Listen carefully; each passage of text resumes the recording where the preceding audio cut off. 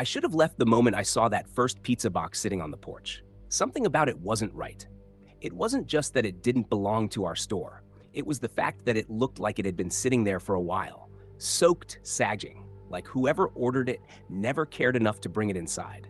And somehow, I was about to become the second delivery. I had just turned 17 a couple months before this happened, and working as a delivery driver felt like the easiest job I could get. It beat standing behind a counter all day, pretending to look busy. Most nights were repetitive, same streets, same houses, same people. After a while, it all blurred together. Weekends were the only time things felt different. That's when the random orders came in. New customers, new locations. And since our shop stayed open until 2 a.m., I usually got stuck working late. That night was a Saturday. There was a storm rolling through. Heavy rain, distant thunder, the kind of weather that kept people inside. Which for us meant nonstop orders. Phones ringing, drivers going in and out, barely a second to breathe. I didn't mind it though. Busy nights meant better tips. By around 11:30, things finally started slowing down. For the first time all night, I got a chance to step inside, lean against the counter, and just relax for a minute. I didn't talk much with the other guys. Most of them were older, in their 30s or 40s. A couple college kids worked there too, but they weren't on shift that night. So when the next order came in, it wasn't surprising they handed it to me, even though another driver had been standing there doing nothing for almost an hour. I didn't argue. I just grabbed the order and headed out. The address didn't look familiar. According to the GPS, it was about 20 minutes away, tucked somewhere on the outskirts of town. I figured I'd drop it off and maybe take the long way back. Kill some time, maybe avoid getting sent out again before closing. The roads were almost completely empty. Normally, I found that kind of peaceful. Just me, the sound of rain hitting the windshield and the occasional flash of lightning lighting up the sky. But looking back, that quiet felt different. Heavier. The neighborhood was made up of houses set far back from the road, surrounded by trees. Not unusual for our area, but definitely more isolated than most places I delivered to. When I pulled into the driveway, the first thing I noticed was how dark the house was. No porch light, no lights inside, nothing. I sat in my car for a second, grabbing the pizza bag, when I noticed movement upstairs. A curtain shifted, like someone had been standing there, watching me. That wasn't unusual either. People always peek out when they're expecting a delivery. Still, something about it made me hesitate. I couldn't see them, just darkness behind the glass. I got out of the car anyway and walked up to the porch. That's when I saw it. Another pizza box, different brand, different store. It was sitting right near the door, damp from the rain, slightly crushed like it had been left there for a while. I froze for a second. I hadn't seen any cars leaving. No one else on the street. So whoever delivered that didn't just leave seconds ago. They'd been gone. And whoever ordered it never took it inside. That didn't make sense. Still, I stepped around it and knocked on the door. Almost immediately, I heard something move inside. A faint shifting sound, like footsteps or something being dragged. Then silence. I waited. 10 seconds, 20, a full minute passed, and nothing happened. So I knocked again. This time, nothing at all. At that point, I pulled out my phone and called the number on the order. And that's when things got worse, because I heard the phone ringing. Inside the house. Right on the other side of the door. Close. Too close. Like someone was standing there, just holding it, watching me, not answering. I remember my stomach tightening. That feeling you get when your brain starts connecting dots you don't want to connect. Someone was definitely inside. They saw me, they heard me, but they weren't opening the door. I started thinking about just leaving the pizza on the porch, right next to the other one, and getting out of there. Then I heard a voice. Door's broken. Bring it around back. It was a woman, but her voice didn't sound right. It was rough, strained, almost like she hadn't spoken in a long time. I hesitated. Every instinct told me something was off, but I also didn't want to get in trouble for not completing the delivery. So I walked off the porch and made my way around the side of the house. The rain was heavier back there, soaking through my clothes within seconds. The ground was uneven, muddy. When I reached the side door, I stopped because it didn't look like a door anyone used. There were cobwebs across the frame, dirt built up along the bottom. The light above it didn't work. If the front door was broken, why would this one look completely abandoned? I stood there, holding the pizza, waiting. No footsteps, no movement, nothing. That's when the feeling hit me. Hard. Like I wasn't alone out there. Like something or someone was watching me from the darkness beyond the house, the trees, the yard. Every direction felt wrong. I tried to listen over the rain, but all I could hear was my own breathing. Then it hit me. The first pizza, the one on the porch. What if the other driver had gone through this too? What if he'd come around here, stood exactly where I was standing, and realized something wasn't right? And instead of finishing the delivery, he ran. I didn't wait any longer. I dropped the pizza right there and took off. Full sprint back to my car. I didn't even look back. I just got in, locked the doors, and drove away as fast as I could. The whole drive back, my mind kept replaying it. The dark house, the curtain moving, the phone ringing inside, that voice, and that second pizza box. I've thought about it a lot since then, and the only explanation that makes sense is that whoever was inside that house didn't care about the pizza. They cared about getting someone there, alone, at night, in the rain, out of sight. And I can't shake the feeling that if I had stayed just a little longer, if I had waited at that side door, I wouldn't have made it back to my car. If that delivery felt off to you, make sure to hit like and tell me in the comments. Would you have gone around to the back door or left the moment something didn't feel right? And if you enjoy real late-night horror stories like this, subscribe to the channel so you don't miss the next one.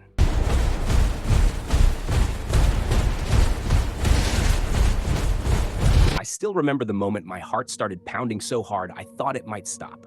I was alone in the wilderness, rain pelting down around me, thunder cracking above like the sky itself was angry. And yet, the worst part wasn't the storm. It was the thought that someone had lured me out there. I'd been a park ranger for a few years, stationed at one of the larger wilderness areas in my state. I can't give you the exact location, but it wasn't a heavily visited park. Most people went to the more popular trails, which meant our forests stayed quiet, dense, and often completely empty. Being a ranger in a place like that was a mix of long hours and unpredictability. Some days I spent hiking miles of trail, clearing fallen branches, or checking campsites to make sure no one was violating rules. Other days I'd be called for search and rescue, sometimes for hikers who'd gotten lost or injured in the middle of nowhere. Most shifts were in the early morning or afternoon, but because people were allowed to camp overnight, a few of us had to work graveyard shifts as well. I usually preferred the day shifts. Less creepy, fewer surprises. But that night, I was on the late shift. It had been raining off and on all day, and by the time I finished inspecting a remote campground, the sun had already disappeared behind the clouds. I had hiked in from the parking lot, leaving my ATV behind because the trails beyond that point were too rough. Alone in the woods, all I had was my raincoat, headlamp, and flashlight. The campground itself had been completely empty. No tents, no fire pits with ashes, nothing. It was eerie, but also kind of peaceful. I'd left just after sunset, hiking back through the dark forest to my ATV. The rain started coming down harder as soon as I reached the main trail, and I rode carefully back to the lodge. The lodge was small, a single cabin with a wood stove, a desk, and a heavy-duty radio. The radio was our lifeline to the other rangers and emergency services. I dried off, brewed a coffee, and started writing notes about the campground conditions I'd just inspected. It was quiet. Too quiet. Then the radio clicked. A voice came through, a fellow ranger, asking if I had been at a certain campground earlier that day. I answered that I had, but I hadn't seen anyone else around. There was a long pause. "Could you go back and check?" he said finally, his voice hesitant. He explained that the ranger station had received a satellite SOS ping from that trail, the exact location I had just been. He wasn't panicked, but the way he spoke made my stomach drop. Normally, when those devices get triggered accidentally, buttons pressed by mistake, or gear shifting in a backpack, we don't respond immediately. But in this case, he was asking me, the closest ranger, to go out and check. Alone. I grabbed my raincoat, flashlight, headlamp, and radio. The ATV wouldn't have been useful. The mud and terrain were too rough. Every step back into the forest felt heavier as the rain soaked through my clothes. Visibility was low. My flashlight barely cut through the sheets of rain falling around me. The storm made it even worse. Thunder boomed overhead, lightning splitting the sky, reflecting off the wet trees. Every sound seemed amplified. The swish of branches, the splash of water on leaves, the distant rumble of some animal moving through the forest. I walked carefully, following the trail and checking the GPS coordinates from the SOS ping. The ranger told me it was about 2 miles up the trail. By the time I reached the general area, I was exhausted, soaked, and tense. My heart was hammering, not from the walk, but from the possibility that someone was out there alone, injured, or worse. I shined my flashlight in every direction, scanning for movement, camping gear, or anything out of place. That's when I saw him. A man, standing just 10 feet off the trail. He was drenched, hair plastered to his face, clothes soaked and clinging to him. No backpack, no gear, nothing. I called out, identifying myself as a ranger, asking if he was okay. He didn't answer, didn't move, just stood there, staring. Something about his eyes, I can't describe it fully, but they weren't normal. They were dark, empty, unfocused, but somehow sharp at the same time. I waved for him to come toward the trail. "We can get you out of the rain," I said. "The lodge is just down the path." Instead, he bolted, into the woods, gone within seconds. My instincts screamed at me. This wasn't an accident. He hadn't stumbled off the trail. He hadn't panicked out of fear. He knew I was coming. He wanted me there, alone. I radioed the other ranger, telling him what I'd seen. He got another SOS ping from the same location, slightly east of the first one. That had to be the same guy. But why? Why lure someone out into a storm just to disappear? I started moving cautiously, shining my light into the trees, trying to get a better view. My mind raced through every possibility. Maybe he really was lost or hurt. Maybe he wanted help. But the way he'd run, it didn't feel right. And then I saw it. A small device on the ground, glowing faintly in my flashlight beam. A Garmin satellite messenger. I froze. This was exactly the kind of device hikers carry for safety. Orange, rectangular, unmistakable. But where was the man? He had no gear, no backpack, nothing except for this device lying on the ground. Before I could think any further, I heard footsteps sprinting toward me from my right. It was him. Not like he needed help, like he was attacking. His speed was unnatural. He lunged at me, stumbling as I moved aside, but not stopping. Every instinct screamed at me to run. I froze for a moment. The storm, the rain, the dark forest, it all disappeared. My mind focused on those eyes. Lifeless, empty, malicious, dangerous. I bolted. I ran as fast as I could, sliding down muddy slopes, crashing through branches, my flashlight swinging wildly, rain blinding me. My radio crackled, my voice trembling, as I tried to tell the other ranger what was happening. By the time I reached the lodge, I was soaked to the bone, shivering, heart racing like I'd just run a marathon. I locked the door behind me and collapsed against it. The other ranger arrived 10 minutes later, followed by an officer 40 minutes after that. By morning, with daylight revealing everything clearly, they went back to the area. The satellite messenger was exactly where I had left it. No one else was there. No signs of the man. I still think about that night constantly. The way he'd stood there, waiting. The way he disappeared into the woods without a trace. The fact that he had a satellite messenger but no other gear. Who gave it to him? What was he trying to do? The whole incident was quietly swept under the rug. No follow-ups, no public reports. Just me, replaying the night in my head over and over. And every time I think about it, I realize something terrifying. If I hadn't trusted my instincts, if I'd gone deeper into the storm after him, I might not have made it back. Even now, almost 2 years later, my hands shake just thinking about it. And the thought of being out there again, alone in the rain, with him still somewhere in the forest, is enough to make me never want to return. Some nights, I lie awake imagining what might have happened if the storm had been worse. If someone had really been hurt, or worse, if that man had been waiting for something beyond a simple scare. There's one thing I know for sure. Never underestimate how dangerous the wilderness can be, even when it seems empty. And never, ever assume that every SOS call is what it seems. Because sometimes, the call for help isn't about saving someone. It's about luring someone into danger. If that story unsettled you, make sure to hit like and tell me in the comments. Would you have followed him deeper into the forest or turned back the moment something felt wrong? And if you enjoy real wilderness horror stories like this, subscribe to the channel so you don't miss the next one.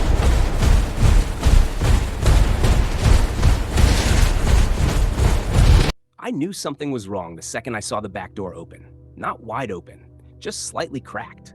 Like someone had taken their time, opening it quietly, and then leaving it that way on purpose. And the worst part? I had been asleep in the driver's seat the entire time. This happened during a road trip I took a couple of years ago. I was driving from a small town in Maine all the way out to the Midwest. It wasn't exactly a planned trip. Something was going on with my family, and I needed to be there. Usually, I would have just booked a flight, but for some reason, I decided to drive instead. Looking back, I wish I hadn't. The first day went fine. Long, boring stretches of highway, a few gas stops, nothing unusual. But by the second day, I realized I was behind schedule. I'd underestimated how much time I'd lose stopping for food, gas, and rest. So I made a bad decision. I decided to keep driving later into the night. By the time it got dark, I was already deep into the Midwest. Flat land, endless highway, almost no cars, just long stretches of road disappearing into darkness. Then the rain started. At first it was light, almost relaxing, but within an hour it turned into a full storm. Heavy rain, strong winds, thunder rolling across the sky. Driving in rain during the day is one thing. Driving in the middle of nowhere, at night, with barely any visibility, that's something else entirely. It got bad enough that I decided to pull off at the next rest stop. The place looked normal enough. A small building with restrooms, a parking lot, a few dim lights barely cutting through the rain. There were no other cars there, which I thought was strange, but I didn't think too much of it at the time. I ran inside, used the restroom, and came back out. The storm hadn't slowed down at all, so I got back into my car, leaned the seat back, and decided to wait it out. I told myself I'd just rest my eyes for a few minutes. That was my second bad decision. I don't know how long I was asleep. Could have been 30 minutes. Could have been an hour. What woke me up was a lightning strike, a blinding flash followed by a crack so loud it felt like it shook the entire car. I jerked awake, heart pounding, ears ringing. The clock read 12:05 a.m. For a second, I just sat there, trying to collect myself. Then I looked around. The parking lot was still empty. Rain was still pouring down. Everything looked exactly the same, at least at first. Then I noticed it. I turned slightly in my seat and saw the back passenger side door. Open, not wide, just enough for rain to pour in. The seat beneath it was soaked, water dripping steadily onto the floor. And judging by how wet it had been open for a while. I just stared at it, trying to make sense of what I was seeing. There was no way I had driven all that way with the door open. I would have noticed, I would have heard it, and I definitely didn't open it when I stopped. So how was it open? My chest tightened. I looked around the parking lot again. Still nothing. No cars, no people, just rain and darkness. I forced myself to move. I got out of the car, quickly shut the door, and jumped back into the driver's seat, locking everything immediately. My mind was racing now. The only explanation that made sense was that I had left the car unlocked when I went inside.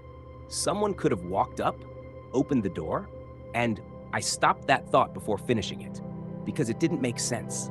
If someone had gotten into my car, why not steal something? Why not wake me up? Why just leave? That thought stayed with me. And it didn't sit right, not even close. I didn't want to stay there anymore. But the storm was still intense and driving felt risky, so I compromised. I pulled back onto the highway and drove for about 20 minutes until I found another place to stop, a small gas station just off the road. The place looked abandoned. No lights inside, no cars parked outside. Just the faint outline of the building through the rain. It didn't look safe, but at that point I didn't care. I just wanted to be somewhere else. I parked right in front of the building, keeping my headlights on. This time, I made sure all the doors were locked. I wasn't going to make that mistake again. I sat there, staring out through the windshield as rain poured down. No phone signal, no music, nothing to distract me, just my thoughts.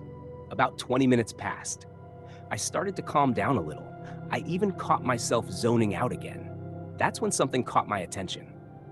A car. It was parked a few spaces away from me. Black, dark windows, no headlights. My stomach dropped because I hadn't seen it pull in. I was sure of that. There was no way a car could have entered that parking lot without me noticing. Not with my headlights on, not with how empty everything was, which meant one thing. It had either been there the entire time or it had pulled in without any lights. Neither option felt good. I stared at the car, trying to see inside. Nothing, just darkness.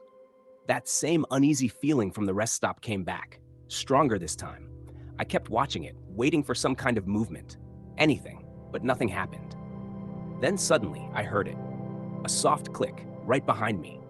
My entire body tensed. I slowly turned my head, and that's when I saw him. A figure, standing right next to the back passenger door, the same door that had been opened earlier. He was pulling on the handle, trying to get it open. The second he noticed me looking at him, he stepped back. Quick, like he didn't expect me to be awake. I froze for a split second. Then panic hit me all at once. I looked around frantically, trying to see where he went, but he had already moved out of view, somewhere behind my car. My hands were shaking, my breathing was uneven, my mind was racing. That's when I heard it. A thump, then another. From the back of my car. Not light taps, heavy hits, like someone was trying to force something open. I didn't wait. I slammed the car into drive and hit the gas. As I pulled away, I didn't even see him. Not once. It was like he disappeared into the darkness. I drove, and I didn't stop. For almost 2 hours. I didn't care about the storm anymore. Didn't care about the road conditions. I just needed to get as far away from that place as possible. Eventually, I reached a small town, somewhere with actual lights. People, safety. I pulled over and finally stepped out of the car. For the first time since everything happened, I walked around to check the back. And that's when I saw the damage. Scratches, deep ones, along the trunk, near the edges. Like someone had tried to pry it open with something sharp. There were dents too, small but noticeable.